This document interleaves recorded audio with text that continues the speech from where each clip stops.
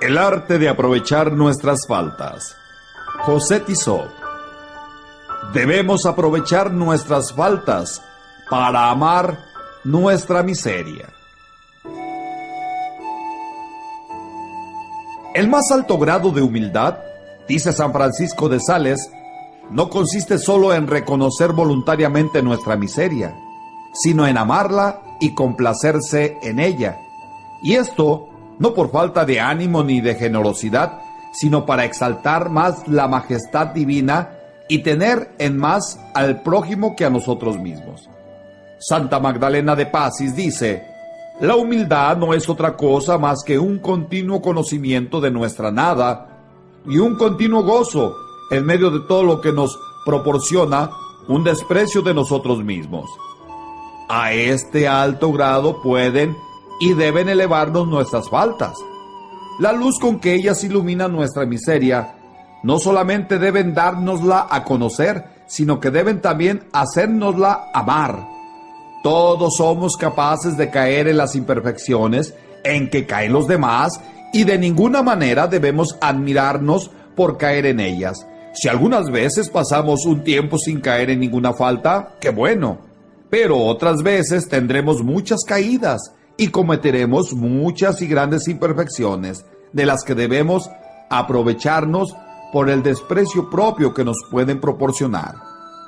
Si fuese posible ser tan agradables a los ojos de Dios, siendo imperfectos, como siendo perfectos, entonces deberíamos de desear ser imperfectos para mantener en nosotros de esta manera la santa humildad. Nuestras faltas son una gran parte de nuestro fondo para la eternidad. El amor al abajamiento que nos proporcionan constituyen como la urdimbre de este fondo, que es preciso tejer con la trama necesaria para que no se agujere pronto. Pero si en vez de amar este abajamiento nos impacientamos, esta inquietud es el espíritu del demonio. Nuestras faltas no son tan provechosas que todo lo que nos adelantamos por ineficiencia de nuestra voluntad lo suple el fruto que sacamos de ellas.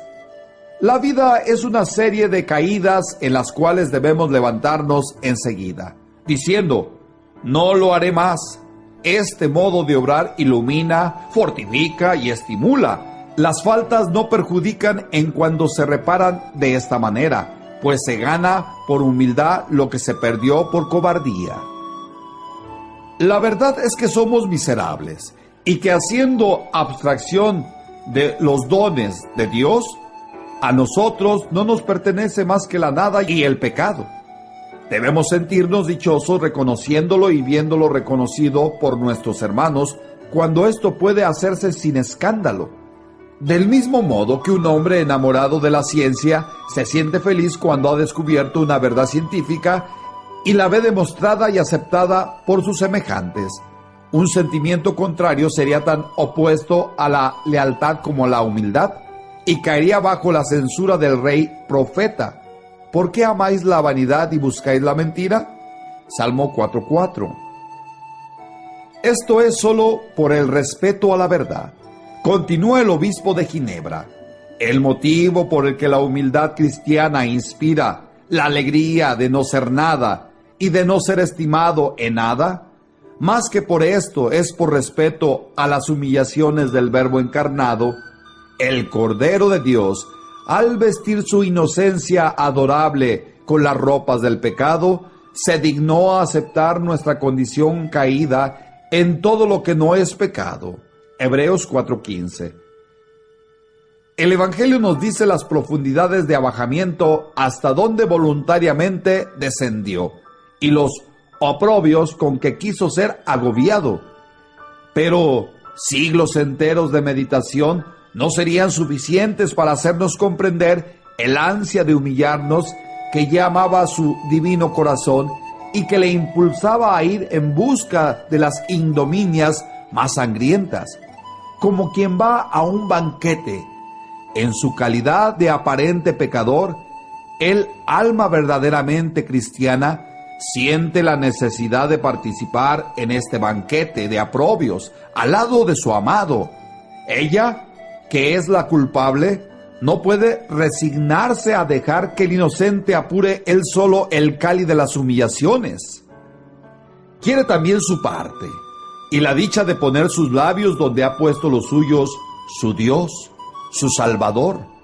Transforma en bebida deliciosa la hiel más amarga. A esto hay que añadir que las humillaciones, como observa San Bernardo, son el camino indispensable que hay que seguir para llegar a la humildad. Y por consiguiente, un alma convencida, como debe estarlo, de la necesidad de esa virtud, tiene que amar y buscar las humillaciones como el viajero que quiere llegar a su destino y desea y buscar el camino que a él lo conduce. Por último, veremos en el capítulo siguiente nuestra miseria, que se nos hace amable también porque nos atrae con sus más abundancias de las misericordias del corazón de Dios. Desde todos estos puntos de vista, podemos utilizar nuestros pecados para fomentar en nosotros el amor a nuestra miseria. Lo que nuestro Señor aceptaba y buscaba con su avidez, como ofreció por los pecadores, lo apreciaremos nosotros como tributo rigurosamente proporcionado a nuestra cualidad real de pecadores. Cada una de nuestras caídas será un escalón más para ayudarnos a bajar en la estimación de nosotros mismos y en las exigencias de nuestro egoísmo, hasta el último lugar. Lucas 14:10. ¿Qué nos corresponde? ¿Y dónde, desgraciadamente, nuestra soberbia invencible nos mantendrá todavía muy por encima de aquel que quiso ser el último de todos, el oprobio de los hombres y la abyección de la plebe? Isaías 53 y Salmo 21. Será grande el provecho que saquemos de nuestras faltas, si nos hacen amar nuestras miserias. Nuestro amable santo, buscando siempre en la humildad el termómetro de la santidad, admite sin dificultad que un alma, utilizando así sus caídas, puede estar por encima de otras menos propensas a caer. Puede suceder que una hermana que tropieza frecuentemente y comete muchas imperfecciones sea más virtuosa y más agradable a Dios, o por su grandeza de ánimo que conserva en medio de sus imperfecciones, sin dar cabida a la inquietud y a la impaciencia, o por la humildad que de ello saca, o por su amor a su miseria, que otra que tenga una docena de virtudes naturales o adquiridas, con menos ocasiones de ejercitarse y trabajar, y por consiguiente, quizá con menos ánimo y menos humildad que la anterior, que es tan propensa a caer. San Pedro fue elegido para ser cabeza de los apóstoles, aunque estaba sujeto a muchas imperfecciones, de manera que las cometía incluso después de haber recibido el Espíritu Santo, pero no obstante, estas faltas tenían siempre gran ánimo y no le causaban asombro. Por eso nuestro Señor lo hizo su lugarteniente y le favoreció más que a todos los demás, de manera que nadie hubiese tenido razón para decir que no merecía ser puesto más alto que San Juan o que los demás apóstoles. Santa Juana Francisca de Chantal gustaba repetir esta enseñanza de su bienaventurado padre. Mi muy querida hija, escribía a la hermana Fa de la Cruz de Fesigny, vuestros desalientos son una pura tentación, porque, decidme, ¿qué provecho los reportan y qué motivos tenéis para ellos? ¿Pensáis que está en nuestro poder estar tan atentas a Dios que no cometamos ninguna falta? ¿Para esto sería necesario ser un ángel? Les ruego entonces, pues, que soportéis la condición de esta miserable vida, pero sin ansiedades ni inquietudes, y cuando faltéis a la fidelidad, humillaos sin desaliento. Esa humillación y ese amor a nuestro propio menosprecio, con tranquilidad y sosiego, será más agradable a Dios que nuestras quisquillosas fidelidades.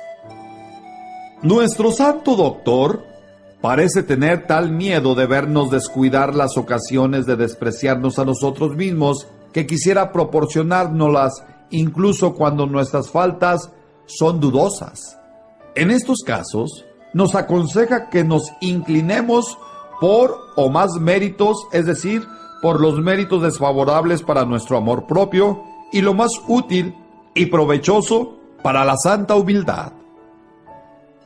Como consejo general, añado que cuando no sabemos discernir si hemos cumplido nuestro deber y tenemos duda de si habemos ofendido a Dios, nos humillemos rogándole que nos perdone y pidiéndole más luces para otra vez, olvidando totalmente lo que ha pasado. Volvamos a nuestra tarea ordinaria, ponerse al indagar con curiosidad e insistencia si hemos obrado bien o mal, indudablemente del amor propio, que desea convencer de que hemos respondido bien, cuando en realidad el amor puro de Dios no está diciendo: ¡qué miserable y qué cobarde ha estado! Humíllate, apóyate en la misericordia de Dios, pide siempre perdón y así, haciendo un nuevo propósito de fidelidad, sigue adelante trabajando en tu aprovechamiento. Esto mismo dice el autor de la imitación: Señor, más provechosa me es vuestra abundante misericordia para alcanzar perdón de mis pecados que mi pretendida justificación para defender oculto de mi conciencia. No es solamente en el fuero íntimo y oculto de nuestra alma donde nuestras faltas, poniéndonos de manifiesto nuestra miseria, nos dan motivo para amarlas y humillarnos. Con frecuencia, el prójimo es testigo de nuestras caídas, ve al descubierto nuestra fragilidad y nuestra miseria. Entonces, a la humillación interior se añade la humillación exterior. Debemos aceptar y amar lo mismo la una que la otra, y así podremos doblar la suma de nuestras ganancias espirituales. Así lo hacía el noble piadoso personaje que varias veces hemos citado. Ya sabéis, escribía amigo íntimo, mi último arrebato y fuisteis testigo de él. Mi consuelo es que caí en esta falta en presencia de mis amigos y así conocerán lo que soy. Me da mucha pena haber desagradado a Dios siendo infiel a su gracia, pero me alegro de la humillación y la acepto agradecido. La felicidad de ser tenido por vil en el concepto de los demás es grande y es agradable para quienes con eso quieren ayudar a reparar la injuria hecha a Dios. Convencernos firmemente de que somos la pura nada y muy frágiles, que es el provecho que tenemos que sacar de nuestras imperfecciones. ¿No sabéis lo útil que es para mí el que aparezcan mis miserias? Pues esto me sirve para descubrir todas estas verdades. La verdad es que no soy más que nada, miseria, flaqueza y en mayor medida de lo que yo puedo entender. No es posible practicar mejor los sublimes consejos del autor de la Filotea. Por lo demás, con el tacto que distingue a este amabilísimo santo, tiene cuidado de defender los derechos de la verdad, aconsejándonos no simular defectos con el pretexto de buscar la humildad, a menos que se trate de una especial inspiración como la tuviera algunos santos, desde luego, y los derechos de la caridad, recomendando que se repare el escándalo y la ofensa de nuestra falta que haya podido causar a nuestros hermanos. Si ofendiendo a Dios y al prójimo me arrepentiré de todo corazón y quedaré lleno a pesar por esa ofensa, procurando repararla cuando pueda, pero no dejaré por eso de abrazar gustoso la humildad y el desprecio que para mí resulta, de manera que si pudiera separar lo uno de lo otro, detestaría ardientemente el pecado y conservaría humildemente mi miseria. Sin embargo, hija mía, fijaos bien en lo que voy a deciros. Aunque debemos amar la humillación que se sigue del mal, no por eso hay que dejar de poner remedio al mal. Tengo que hacer todo lo que esté en mi mano para curar la úlcera que tengo en la cara. Pero mientras la tenga, aceptaré que los hombres se aparten de mí y la humillación que eso proporciona. En cuanto al pecado, es preciso que guardemos con más rigor todavía esta regla. He caído en tal o cual desorden, me pesa, pero me conformo gustoso con la humillación de que ello me resulta, y si pudiera separar lo uno de lo otro, me quedaría con la humillación y rechazaría el mal del pecado. Y si nuestro esfuerzo para reparar la ofensa hecha a nuestros hermanos o el escándalo que hayamos podido darle llegase hasta reconquistar por completo su estimación y a levantarnos en su opinión tan altos como si no hubiéramos caído, en este caso, obligados por el deber de apartar nuestra miseria de su vista, ocultémosla guardándola en lo íntimo de nuestro corazón. En todo cuanto la caridad y el deber del buen ejemplo puede permitirlo, nuestro santo no quería que nos privásemos de los beneficios de la humillación exterior. Quisiera, en lo que se refiere a nuestros defectos, que no nos tomásemos el trabajo de ocultarlos, porque no somos mejores por no dejarnos aparecer. Vuestras hermanas no creerán por eso de que no los tienen. Posiblemente las imperfecciones que tengamos encubierta serán más peligrosas que si estuvieran al descubierto y nos produjesen confusión, como se la produce a las que no son más fáciles de dejarlas al descubierto. No debéis asombrarnos ni desanimarnos cuando cometéis imperfecciones a la vista de vuestras hermanas, sino por el contrario, podéis estar contentas de que los tengan por lo que sois. Incluso en el caso de tener algún cargo, aunque parece que el que lo desempeña debe de cuidar de su reputación ante sus inferiores, el fundador de la Visitación, con la prudencia debida, quiere que se aproveche la humillación donde quisiera que se encuentra. Me preguntáis si la superiora o directora no deberá mostrar resistencia a que las hermanas vean sus faltas, y qué es lo que deben de decir cuando una hija vaya a acusarse con sencillez ante ella de algún juicio o pensamiento desfavorable que haya tenido. Por ejemplo, si alguna ha pensado que la superiora ha corregido con pasión, pues les digo que lo que deben hacer en esa ocasión es humillarse y recurrir al amor de su miseria. Y si la hermana estuviese un poco turbada al decir esto, la superiora deberá aparentar serenidad, desviando la conversación y ocultando aquella humillación en su interior. Porque es preciso tener cuidado de que nuestro amor propio no nos haga perder la ocasión de ver que somos imperfectos y de humillarnos, y aunque se omita el acto exterior de humildad, por temor de apesumbrar más a la pobre hermana que ya lo está bastante, no hay que dejar hacer el acto interior. Pero si por el contrario la hermana no estuviese turbada al acusarla, me parecería bien que la superiora contestase con sencillez que había cometido una falta, si fuese cierto. Si la hermana estuviese equivocada, es bueno que se diga con humildad, pero guardando siempre como una joya preciosa la humillación de que la juzguen imperfecta. Esta pequeña virtud de amor a nuestra humillación no debe de jamás alejarse ni un paso de nuestro corazón, porque tenemos necesidad de ella a cada momento. Por muy adelantados que estemos en la perfección, tanto más, cuanto que nuestras pasiones renacen algunas veces, incluso después de haber vivido largo tiempo dedicados a Dios y después de haber hecho grandes progresos en la vida interior.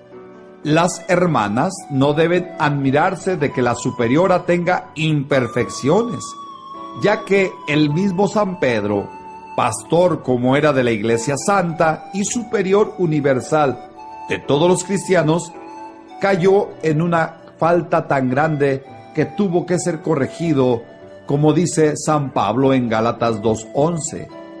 Del mismo modo, la superiora tampoco puede extrañarse de que vean sus faltas, sino que deben de imitar la humildad y la sencillez con que San Pedro aceptó la corrección de San Pablo.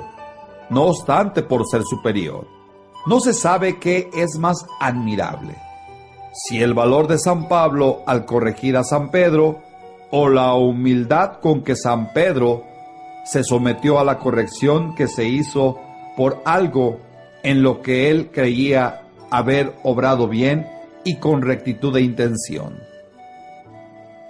Santa María Magdalena de Pasis, viendo un día la alta opinión de ella que tenía una de sus novicias, se puso a contarle entre sollozos sus faltas y sus tentaciones, y después de haberse presentado como la peor de las criaturas, añadió: «Os he dicho esto, hija mía, para que sepáis qué maestra os ha tocado en suerte.